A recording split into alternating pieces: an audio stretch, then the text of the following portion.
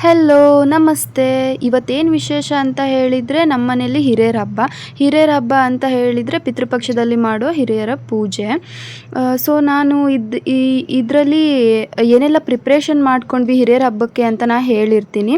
Part 2ಅಲ್ಲಿ ಹಿರಿಯರ ಪೂಜೆಯನ್ನು ಹೇಗೆ ಮಾಡಿದ್ವಿ, ಅಲಂಕಾರ ಹೇಗೆ ಮಾಡಿದ್ವಿ ಅಂತ ನಾನು ಹೇಳ್ತೀನಿ.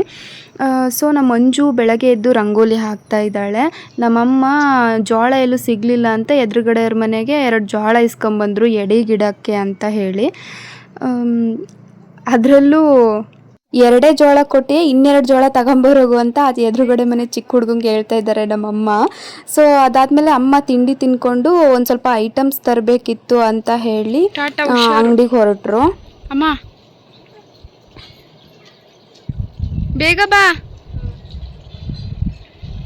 ಅಷ್ಟರಲ್ಲಿ ನೀರು ಬಿಟ್ಟರು. ನಮ್ಮಮ್ಮ ಮುಂದ್ಗಡೆ ಕಟ್ಟೆ ಎಲ್ಲ ತೊಳಿತಾ ಇದ್ಲು, ಪೈಪ್ ನೀರು ಆನ್ ಮಾಡಿಕೊಂಡು. ಆಲ್ಮೋಸ್ಟ್ ಎಲ್ಲ ಡ್ರಮ್ ಎಲ್ಲ ತುಂಬಿಸ್ಬಿಟ್ಟಿದ್ವಿ. ಈ ಕಡೆ ಬಿಸಿ ಬಿಸಿ ನೀರು ಕಾದಿತ್ತು. ನಾನು ಸ್ನಾನಕ್ಕೆ ಹೋದೆ. ಸ್ನಾನ ಮಾಡ್ಕೊಂಬಂದು ರೆಡಿಯಾಗಿ ನಾನು ಪೂಜೆ ಸ್ಟಾರ್ಟ್ ಮಾಡಿದೆ. ಪೂಜೆ ಮಾಡಿದ ಮೇಲೇ ಅಡುಗೆ ಕೆಲಸ ಎಲ್ಲ ಮಾಡೋಣ ಅಂತ ಹೇಳಿ.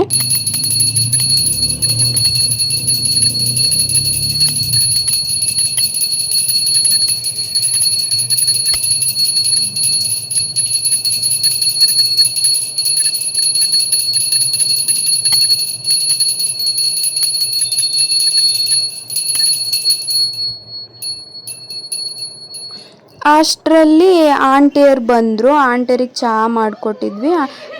ಚಹಾ ಕುಡಿದು ಎಲ್ಲ ಇನ್ನೇನು ಅಡುಗೆ ಸ್ಟಾರ್ಟ್ ಮಾಡಬೇಕಿತ್ತು. ಅಷ್ಟರಲ್ಲಿ ಒಂದು ಸ್ವಲ್ಪ ಹರಟೆ ಎಲ್ಲ ಆದವು, ಮಾತುಕತೆ ಎಲ್ಲ ಆದವು. ನಮ್ಮ ಪುತ್ತು ಬಂದೊಳೆ ಊಟ ಮಾಡಿದ್ಲು, ಅಂಜು ಚಹಾ ಕುಡಿತಾ ಇದ್ಲು, ಮಾತುಕತೆ ಎಲ್ಲ ಆದವು.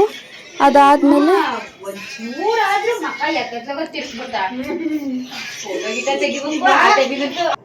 ನಾನು ತಲೆ ಆರಿಸ್ಕೋಬೇಕಿತ್ತು. ಹಾಗಾಗಿ ಬಿಸಿಲಾಗ ನಿಂತ್ಕೊಂಡು ನಾನು ಚಹಾ ಕುಡಿತಾ ಇದ್ದೆ. ಹಿಂಗೆ ಅಷ್ಟೊತ್ತಿಗೆ ತಲೆನೂ ಆರಿತ್ತು ನಂದು.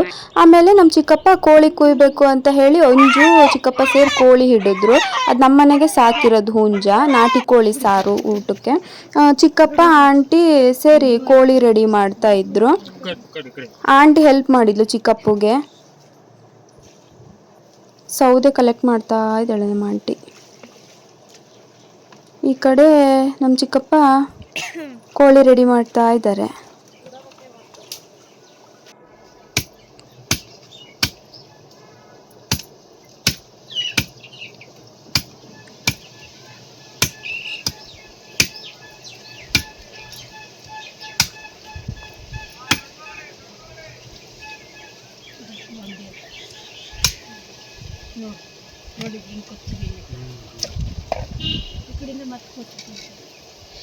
ದೇವಣ್ಣ ಆಂಟಿಗೆ ಒಂದು ಮಟನ್ ಅಂಗಡಿ ಇಟ್ಕೊಡು.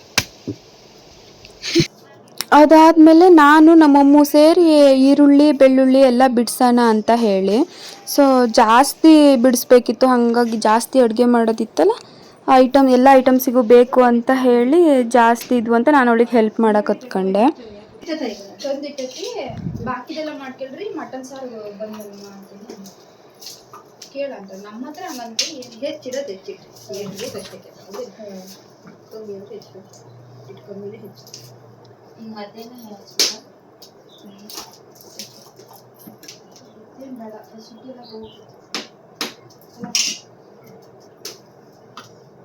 ತಿಂಡಿ ಪೋತಿ ನೋಡ್ರಿ, ಇವಳು ಏನು ಕೆಲಸ ಮಾಡಲ್ಲ, ಬರೀ ತಿನ್ನೋದಷ್ಟೇ. ಈ ಕಡೆ ನಮ್ಮ ಮಂಜು ಅನ್ನಕ್ಕೆ ಅಕ್ಕಿ ತೊಳೆದು ಹಾಕ್ತಾ ಇದ್ದಾಳೆ. ನಾವು ಊಟಕ್ಕಾದರೆ ಕುಕ್ಕರಾಗೆ ಮಾಡ್ಕೊತೀವಿ. ಈಗ ಅನ್ನ ಮಾಡ್ತಿರೋದು ಕಡುಬು ಮತ್ತು ರೊಟ್ಟಿ ಮಾಡೋಕ್ಕಂತ ಹೇಳಿ ಸೊಸೈಟಿ ಅಕ್ಕಿ, ರೇಷನ್ ಅಕ್ಕಿ, ಇದನ್ನ ಒಲೆಗೆ ಮಾಡ್ಕೊತಿದ್ವಿ.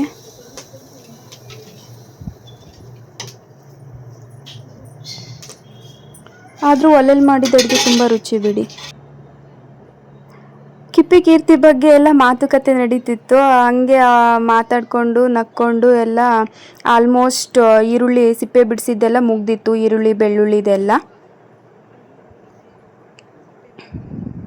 ಟೊಮೊಟೊ ಎಲ್ಲ ಹೆಚ್ಚೋದಿತ್ತು ಇನ್ನು. ಅಷ್ಟೊತ್ತಿಗೆ ಅನ್ನ ಬೆಂದಿತ್ತು. ನಮ್ಮ ಆಂಟಿ ಅನ್ನ ಬಸಿತಾ ಇದ್ದಾರೆ, ಗಂಜಿ ಬಸಿತಾ ಇರೋದು. ಮುಂಚೆಲ್ಲ ನಾವು ಈ ಥರ ಗಂಜಿ ಬಸ್ತಿರೋದಕ್ಕೆ ಉಪ್ಪು ಹಾಕಿ ಕುಡಿತಿದ್ವಿ, ಒಳ್ಳೆ ರುಚಿ ಇರ್ತಿತ್ತು ಮಾತ್ರ. ಇವಾಗೆಲ್ಲ ಪಿ ಜಿಲಿದ್ದೀವಿ, ಅದೆಲ್ಲ ನಮಗೆ ಕುಡಿಯೋಕ್ಕೆಲ್ಲ ಸಿಗೋದಿಲ್ಲ ಗಂಜಿಗಳು. ಅದಾದಮೇಲೆ ನಮ್ಮಮ್ಮು ಸಿಪ್ಪೆ ಬಿಡಿಸಿರೋ ಈರುಳ್ಳಿ ಟೊಮ್ಯಾಟೊ ಎಲ್ಲ ಹೆಚ್ಚ್ತಾ ಇದ್ದಾಳೆ.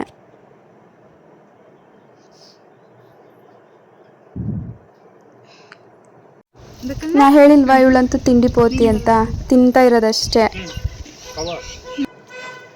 ಈ ಕಡೆ ನಮ್ಮ ಆಂಟಿ ಮಸಾಲೆಗೆ ಟೊಮೆಟೊ ಮತ್ತು ಈರುಳ್ಳಿನೆಲ್ಲ ಹುರ್ಕೊಂತ ಇದ್ರು, ಮೂತಿ ಮುರ್ಕಂತ ಮಸಾಲೆ ರೆಡಿ ಮಾಡ್ತಾಯಿದ್ರು. ಅನ್ಪೇಯ್ಡ್ ಅಡುಗೆ ಭಟ್ರು ನಮ್ಮ ಆಂಟಿ ಇವತ್ತು. ಎಣ್ಣೆ ಹಾಕ್ತಾ ಇದ್ದಾರೆ.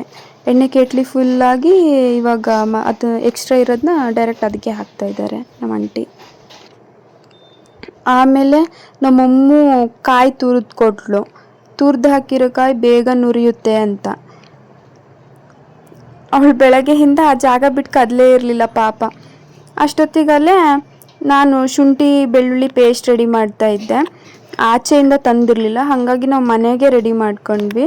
ಬೆಳ್ಳುಳ್ಳಿ ಮತ್ತು ಶುಂಠಿ ಮತ್ತು ಇನ್ನೊಂದು ಸ್ವಲ್ಪ ಮಸಾಲೆ ಐಟಮ್ಸ್ ಎಲ್ಲ ಇದನ್ನು ಚೆನ್ನಾಗಿ ಪೇಸ್ಟ್ ಮಾಡಿಕೊಡು ಅಂತ ಕೊಡ್ತು ನಮ್ಮ ಆಂಟಿ.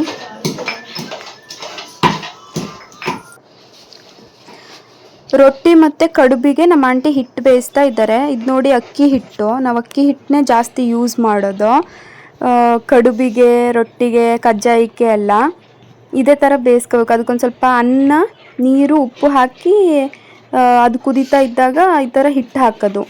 ಹಿಟ್ಟು ಹಾಕಿ ಈ ಥರ ತಿರ್ಸ್ಬೇಕು ನೀಟಾಗಿ. ಅದು ಯಾಕೆಂದರೆ ನೀಟಾಗಿ ಬ್ಲೆಂಡ್ ಆಗಬೇಕು ಅದ್ರ ಜೊತೆ, ಅನ್ನದ ಜೊತೆ ಎಲ್ಲ. ಅದಾದಮೇಲೆ ಆ ಹಿಟ್ಟು ಬೆಂದಾದಮೇಲೆ ತೆಗೆದು ಮರ್ಗಿ ಮೇಲೆ ಹಾಕಿ ಈ ಥರ ಆರಿಸೋದು. ಬಿಸಿ ಬಿಸಿದು ಮಾಡೋಕ್ಕಾಗಲ್ಲ, ಕೈ ಸುಡುತ್ತೆ. ಹಾಗಾಗಿ ಸ್ವಲ್ಪ ಆರೋ ಥರ ಮಾಡ್ಕೊಳ್ಳೋದು. ಆರಾದಮೇಲೆ ಈ ಥರ ಹಿಟ್ಟನ್ನ ಚೆನ್ನಾಗಿ ನೀರು ಹಾಕಿ ಮಿದಿಬೇಕು, ಒಂದು ಕನ್ಸಿಸ್ಟೆನ್ಸಿಗೆ ಬರೋ ಥರ. ಕನ್ಸಿಸ್ಟೆನ್ಸಿ ಅಂದರೆ ನೀವು ನೋಡ್ತಾ ಇದ್ದೀರಲ್ಲ ಹಿಟ್ಟು, ಈ ಥರ ಕನ್ಸಿಸ್ಟೆನ್ಸಿ ಬರೋ ಥರ, ಅಂಟಂಟಾಗಿ ಜಿಗುಟಾಗಿ ಬರೋ ಥರ ಈ ಥರ ಮಾಡಿಕೊಂಡು ಕಡುಬು ಬೇಕಾದರೆ ಕಡುಬು, ರೊಟ್ಟಿ, ಆಮೇಲೆ ಕಜ್ಜಾಯ ಅದಕ್ಕೆಲ್ಲ ಸೇಮ್ ಇದೇ ಥರನೇ ಹಿಟ್ಟು ಮಿದಿಯೋದು. ಆಂಟಿ ಕಡುಬು ಕಟ್ಟಿ ಕೊಟ್ಟರು. ನಮ್ಮ ಮಂಜು ಹಾಗೆ ಬೇಯಿಸೋಕೆ ಹಾಕಿದ್ಲು ಇಡ್ಲಿ ಪಾತ್ರೆಗೆ. ನೋಡ್ರಿ ಅವಳು ಎಷ್ಟು ಎಕ್ಸ್ಪೀರಿಯನ್ಸ್ ಅಂತ. ಬಿಸಿ ಬಿಸಿ ಇರ್ತಿದ್ದಂಗೆ ಮುಟ್ತಾಳೆ ಹಾಗೆ. ಯಾವ ಶೇಪಿಗೆ ಬೇಕೋ ಆ ಶೇಪಿಗೆ ಮಾಡ್ಬೋದು ನಾವು ಕಡುಬನ್ನ, ಇದೇ ಥರ ಮಾಡಬೇಕಂತಿಲ್ಲ. ಮತ್ತು ಕಡುಬಲ್ಲಿ ತುಂಬ ಟೈಪ್ಸ್ ಇದ್ದಾವೆ, ಬಟ್ಲು ಕಡುಬು, ಕೊಟ್ಟೆ ಕಡುಬು ಅಂತ. ಈ ಕಡೆ ಅದು ನಾಟಿ ಕೋಳಿ ಆಗಿರೋದ್ರಿಂದ ಅದನ್ನ ಜಾಸ್ತಿ ಬೇಯಿಸ್ಬೇಕಾಗುತ್ತೆ ಅಂತ ಹೇಳಿ ಉಪ್ಪು ಮತ್ತು ಅರಿಶಿನ ಪುಡಿ ಹಾಕಿ ಮೊದಲೇ ಸ್ವಲ್ಪ ಬೇಯಿಸ್ಕೊಂಡ್ರು ನಮ್ಮ ಆಂಟಿ. ಬೇಯಿಸ್ಕೊಂಡು ಆಮೇಲೆ ಅದನ್ನ ಸಾರು ಬೇಕಾದರೆ ಸಾರು, ಫ್ರೈ ಬೇಕಾದರೆ ಫ್ರೈ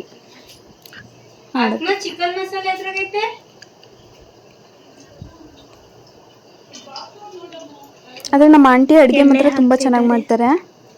ನಂಗೆ ಇಷ್ಟ ಅವ್ರ ಅಡುಗೆ. ನಾಟಿ ಕೋಳಿ ನೋಡಿ.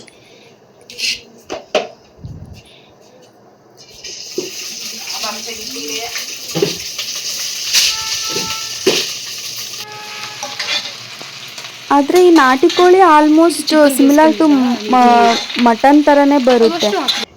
ಬಾ ಒಳಗೆ ಬರೋ.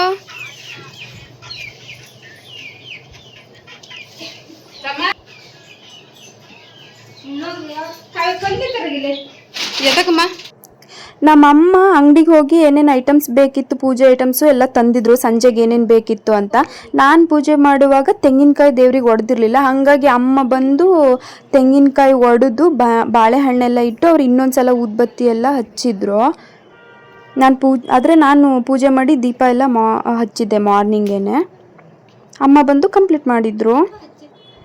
ನೋಡಿ ಕಡುಬು ಮಾಡಾಗಿತ್ತು. ಇವಾಗ ಕಜ್ಜಾಯ ಮಾಡೋಕ್ಕೆ ಹಾಕ್ಯಂದ್ರು ಆಂಟಿ ಮತ್ತು ಅಮ್ಮು. ಆವಾಗಲೇ ನೋಡಿದ್ರಲ್ಲ ಕಡುಬು ಹೆಂಗೆ ಮಾಡೋದು ಅಂತ. ಅದೇ ಥರ ಅದೇ ಹಿಟ್ಟನ್ನೇ ಇವಾಗ ಈ ಥರ ಉದ್ದುದ್ದಕ್ಕೆ ಮಾಡ್ಕೊಂಡು ಈ ಥರ ಕೂಡ್ಸೋದು. ಸೈಜು ನಮ್ಮ ಮೇಲೆ ಡಿಪೆಂಡ್, ನಮ್ಗೆ ಯಾವ ಥರ ಬೇಕೋ ಆ ಥರ ಮಾಡ್ಕೊಳ್ಳೋಕ್ಕಿರುತ್ತೆ. ಇದು ಪಾರ್ಟ್ 1ನಲ್ಲಿ ಪ್ರಿಪ್ರೇಷನ್ ಏನೇನು ಮಾಡಿದ್ವಿ ಅಂತ ನಾನು ಹಾಕಿದ್ದೀನಿ ಆಯಿತಾ. ಅದಾದಮೇಲೆ ಕಜ್ಜಾಯನ ಮಾಡಿ ಕೊಟ್ಟರು. ನಾನು ಈ ಥರ ಎಣ್ಣೆಲಿ ಕರಿತಾ ಇದ್ದೀನಿ. ಅದು ಕಜ್ಜಾಯ ಸಮ್ಟೈಮ್ಸ್ ಅದು ಸಿಡಿದ್ಬಿಡುತ್ತೆ ಅಂತ ಹೇಳಿ ನಾನು ಫೇಸ್ ಎಲ್ಲ ಫುಲ್ ಕವರ್ ಮಾಡ್ಕೊಂಡ್ಬಿಟ್ಟಿದ್ದೆ. ನೋಡ್ತಾ ಇರ್ಬೋದು ನೀವು, ನಾನು ಉದ್ದ ತೋಳಿನ ಶರ್ಟ್ ಕೂಡ ಹಾಕ್ಕೊಂಡಿದ್ದೀನಿ ಎಣ್ಣೆ ಸಿಡಿಬಾರ್ದು ಅಂತ ಹೇಳಿ. ಈ ಥರ ಎಣ್ಣೆ ಫುಲ್ಲು ಬಿಸಿ ಬಿಸಿ ಆದಮೇಲೆ ಕಜ್ಜಾಯನ ಹಾಕ್ಬೇಕು ಅದಕ್ಕೆ. ನೋಡಿ ಈ ಥರ ನೀಟಾಗಿ ಸ್ವಲ್ಪ ಸ್ವಲ್ಪ ಯೆಲ್ಲೋ ಕಲರ್ ಬರೋವರೆಗೂ ನೀಟಾಗಿ ಕರಿಬೇಕು ಎಣ್ಣೆ ಒಳಗೆ. ಸೊ ನಾವು ನೈಟಿಗೆ ಹಿರಿಯರನ್ನ ಹೇಗೆ ಅಲಂಕಾರ ಮಾಡಿದ್ವಿ, ಅವ್ರ ಪೂಜೆ ಹೇಗೆ ಮಾಡಿದ್ವಿ, ಎಡೆ ಹೆಂಗೆ ಹಿಡಿದ್ವಿ, ಹೇಗೆ ಸೆಲೆಬ್ರೇಟ್ ಮಾಡಿದ್ವಿ ಅನ್ನೋದನ್ನ ಸೆಕೆಂಡ್ ವೀಡಿಯೋದಲ್ಲಿ ಹಾಕಿರ್ತೀನಿ, ಅಂದರೆ ಪಾರ್ಟ್ 2ನಲ್ಲಿ ಹಾಕಿರ್ತೀನಿ. ದಯವಿಟ್ಟು ಎಲ್ಲರೂ ನೋಡಿ. ಚಾನೆಲ್ನ ಯಾರೆಲ್ಲ ಸಬ್ಸ್ಕ್ರೈಬ್ ಮಾಡಿಲ್ಲ ಸಬ್ಸ್ಕ್ರೈಬ್ ಮಾಡಿ ಸಪೋರ್ಟ್ ಮಾಡಿ ಅಂತ ನಾನು ಕೇಳ್ತೀನಿ. ಇವತ್ತಿನ ವೀಡಿಯೋ ನಿಮಗೆಲ್ಲ ಇಷ್ಟ ಆಗಿದೆ ಅಂತ ಅಂತ ನಾನು ಅನ್ಕೋತಾ ಇದ್ದೀನಿ. So thank you. ಸಿಗೋಣ ನೆಕ್ಸ್ಟ್ ವೀಡಿಯೋದಲ್ಲಿ. ಬಾಯ್ ಬಾಯ್.